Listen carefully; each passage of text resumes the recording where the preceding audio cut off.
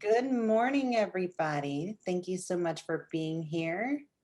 Thank you so much to our reporters that are joining us this morning. This is our The Bigger Picture virtual press conference in opposition of the anti-voter, anti-democratic bills, as well as in support of removing a Jim Crow relic from our North Carolina Constitution.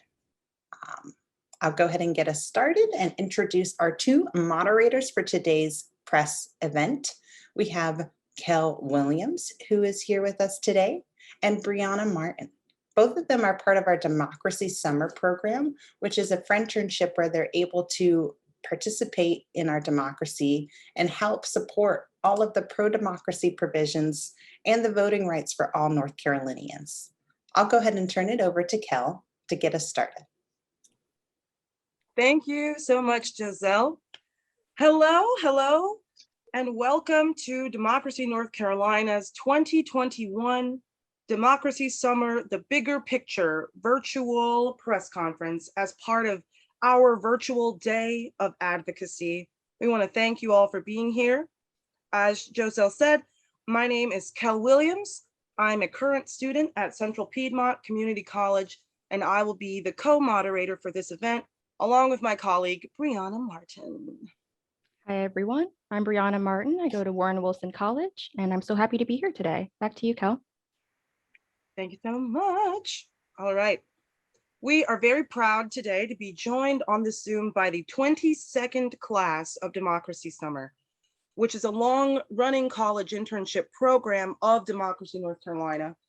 As you know, a nonpartisan nonprofit that puts young voters on the front lines of the fight for a political system in this state that works for all.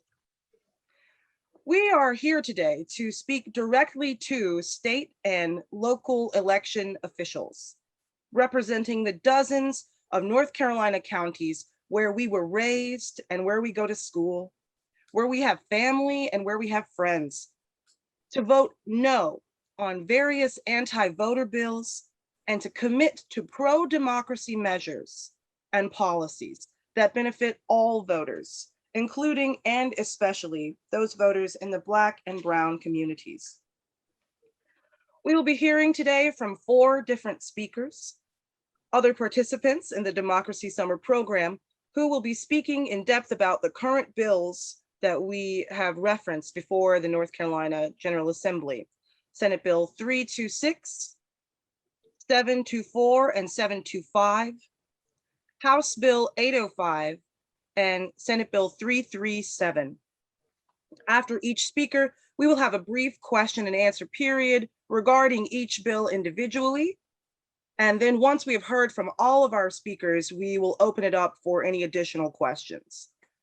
We ask that during the question and answer portions that you use the raise hand feature. If you look at the bottom bar in your Zoom where you see the reactions button, if you click that, you have your little emoji reactions, and then right underneath that, you should have the feature that says raise hand. That'll put you up at the top and we can field your question that way. We do want to respect if you are joining on the go or if you are unable to use that function, we still do want to be able to take your question. But if you are able, we ask that you use this function, the raise hand function. So to tell you a little bit about myself before we go into the other speakers and why this matters to me as a voter in North Carolina, I have lived in North Carolina for 25 years. This state is my home.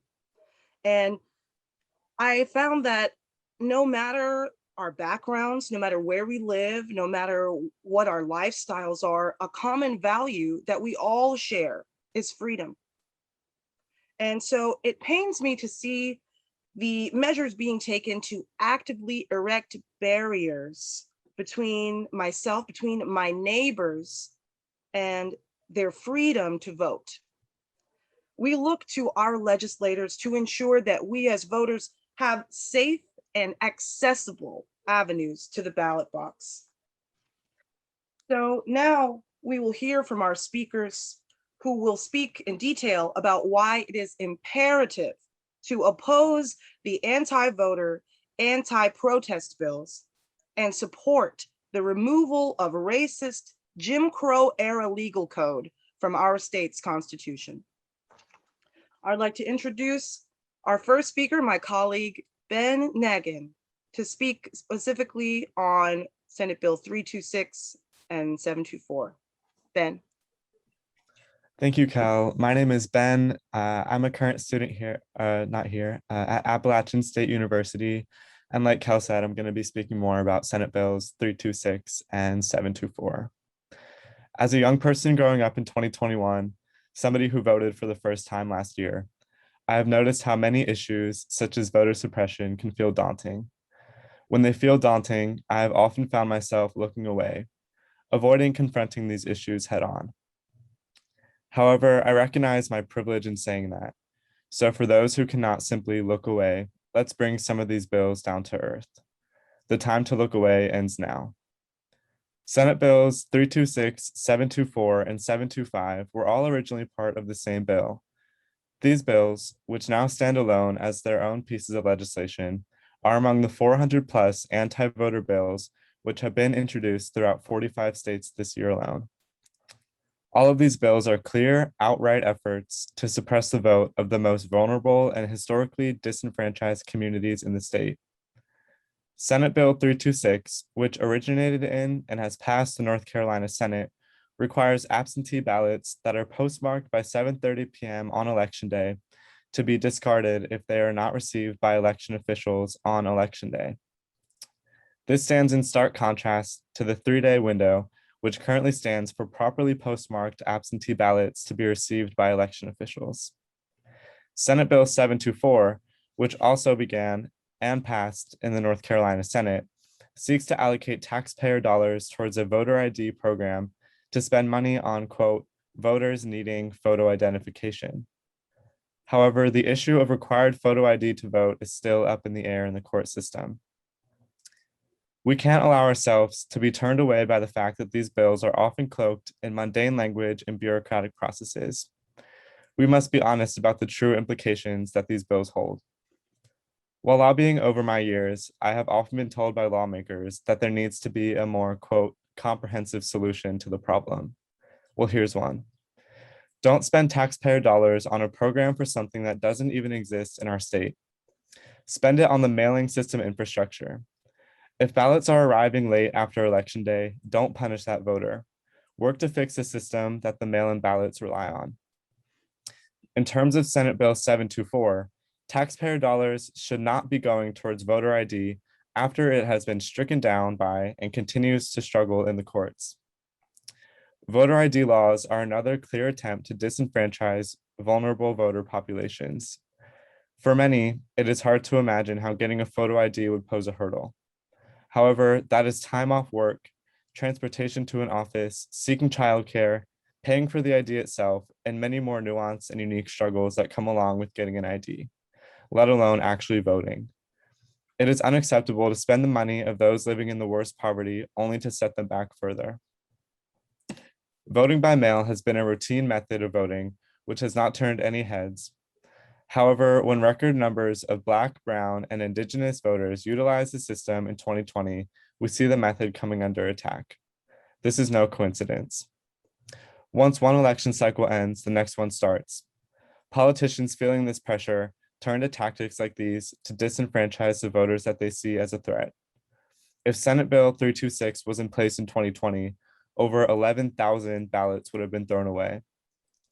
Think about how this would benefit the very politicians who have introduced and pushed this legislation. We all need to say no to Jim Crow 2.0 and stand up for absolutely each and everyone's right to vote. I urge legislators to vote no to these extremely harmful pieces of legislation. Thank you. Thank you so much, Ben. Thank you, Brianna. Awesome, awesome. Thank you, Ben, for giving us that wonderful, in detail speech. We will now hear from Lucas Sajo, and he will be speaking about Senate Bill 337. Thank you, Kel. My name is Lucas Sajo. I'm a student at North Carolina State University, and I'm here to talk about House Bill 337, why we at Democracy NC support it, and what effects it will have if passed. House Bill 337, if passed, would kick off the process of amending the Constitution of North Carolina by removing Section 4 of Article 6, which made it legal for literacy tests to be administered prior to voting. This section of the state constitution was initially passed in 1899 and made it a requirement that before anyone is able to vote, they must read and write any section of the Constitution in English. Its purpose, such as the purpose of current bills where we are in opposition of today, was to disenfranchise poor and Black and brown communities by making it purposefully harder to vote. Although poor whites were initially included in this group, they were allowed to be grandfathered into the new voting system as long as they or someone related to them was registered to vote before 1867.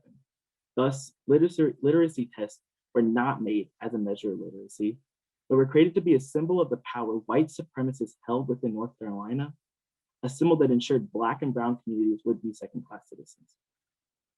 By taking the first step in this removal process and passing House Bill 337, the next steps would include submitting this amendment to voters in North Carolina on the ballots of the general election of 2022, where they will be allowed to vote either for or against the change.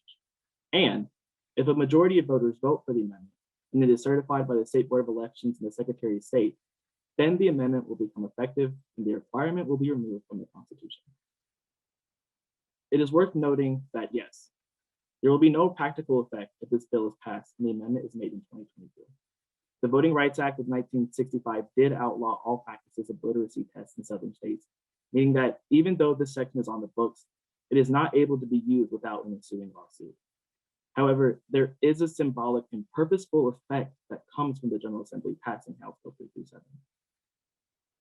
People that look like me, walk the earth as I do, and who benefited from the same privileges that I have, made this constitutional amendment to oppress marginalized groups and suppress their voices through limiting their involvement in the elections process.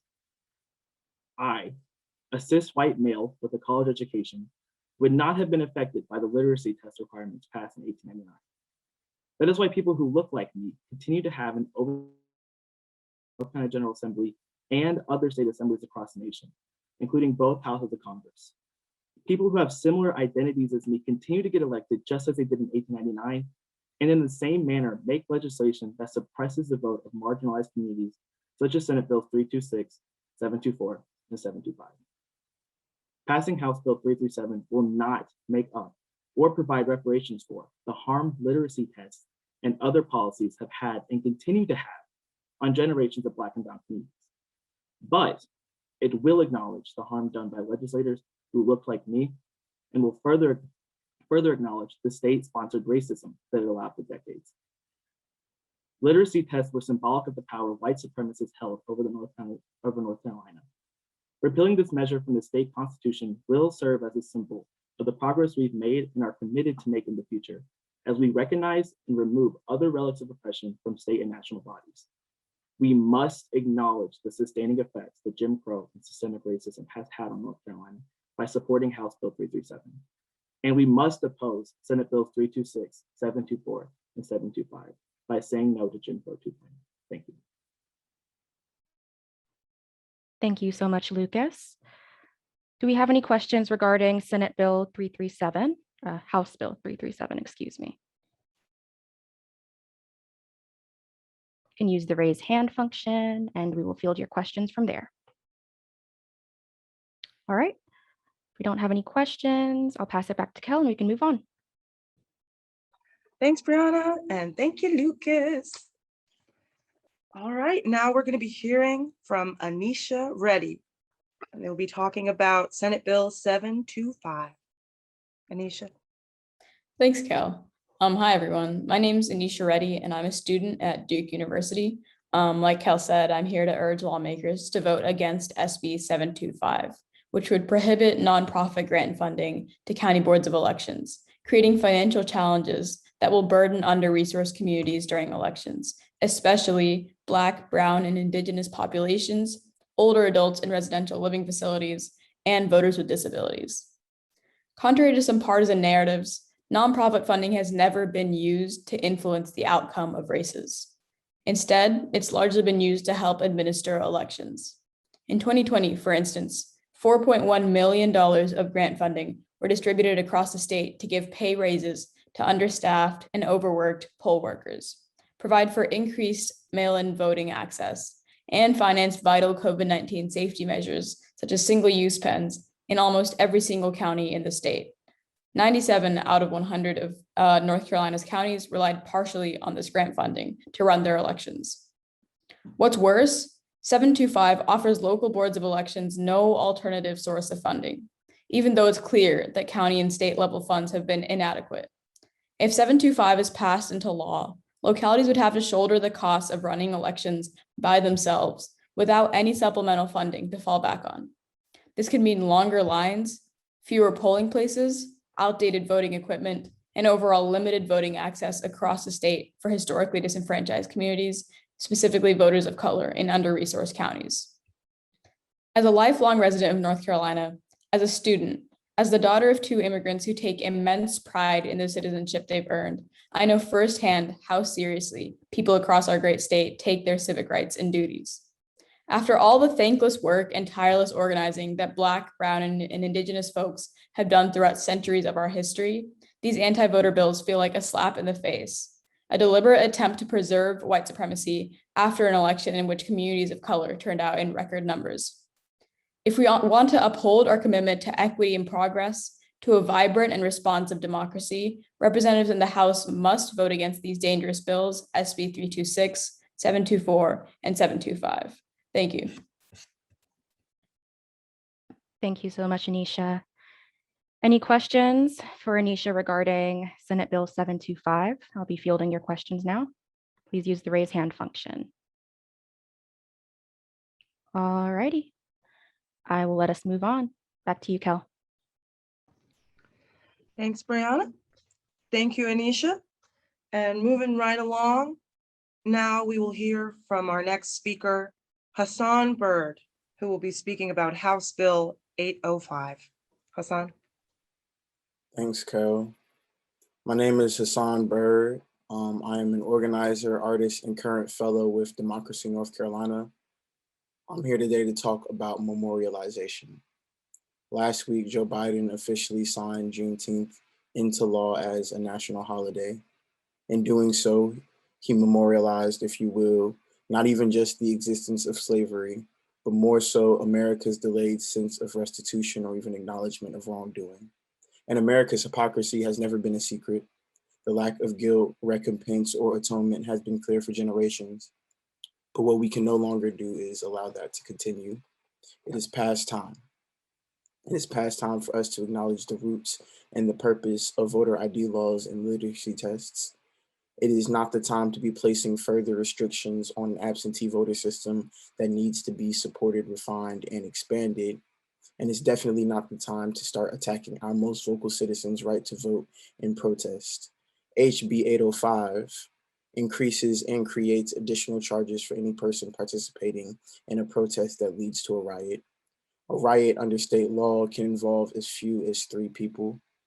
Bills like HB 805 are the exact reason why citizens of our city and of this country feel ignored, targeted, gaslit, and betrayed. Our lawmakers would rather draft anti-riot laws before addressing the issues that people are rioting over. Protesters are not criminals. They are hungry, struggling, angry, and hurt, and all they are asking is that our lawmakers listen and oppose these bills meant to clog up an election process. It feels like politicians are trying to sabotage our elections, almost as if they are worried about their jobs. But if they actually created laws that help people, they wouldn't have anything to worry about. And I think it's time for them to start listening to the people. In 2021, they have an opportunity to follow a different path, to memorialize a new mindset, where our politicians actually listen and make decisions based on the input of the people that they are supported by. And they can start by voting against HB 805, 724, and 725 and protecting our democracy here in North Carolina. Thank you. Thank you so much, Hassan. Do we have any questions for Hassan regarding HB 805? I'll be taking your questions. All right. If not, then I will close this out.